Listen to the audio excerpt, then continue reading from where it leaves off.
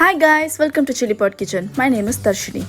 Today we are going to see how to make a healthy homemade cashew milk. Cashew milk is my favorite dairy-free nut milk. Not only it is super creamy, but it's also easy to make at home. And bonus, you don't have to strain it like almond milk.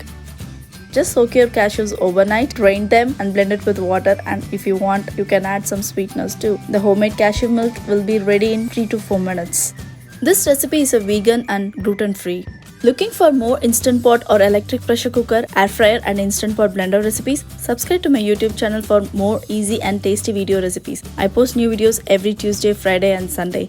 Let's check on the ingredients. Take a screenshot of ingredients or check the description box below later. Soak the cashews in very hot water for 15 minutes. Cashews can be soaked in room temperature water for 2 hours or overnight as well. Whatever works for your schedule. Drain and rinse it before adding it to the blender. I sweeten cashew milk with dates, but maple syrup or any sweetener of your choice will work. If you are using cashew milk in a sweet or savory recipes, please feel free to skip the other ingredients and just make plain cashew milk. Add cashews to the blender jar. I use Instant Ace Plus blender. You can use any high-speed blender. Along with cashews, add dates, salt, vanilla essence and water. If you want, you can add a pinch of cinnamon also. I just select nut milk option and walk away. It blends itself.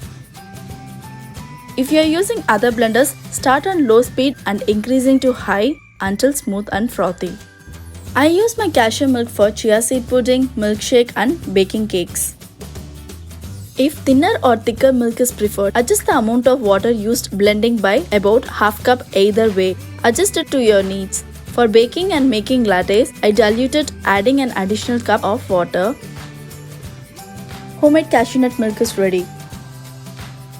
Wow, look at this. It looks creamy and thick. If you want little thinner, you can always add half cup of water extra to the recipe. Store it in airtight container. It will be good for 3 to 4 days.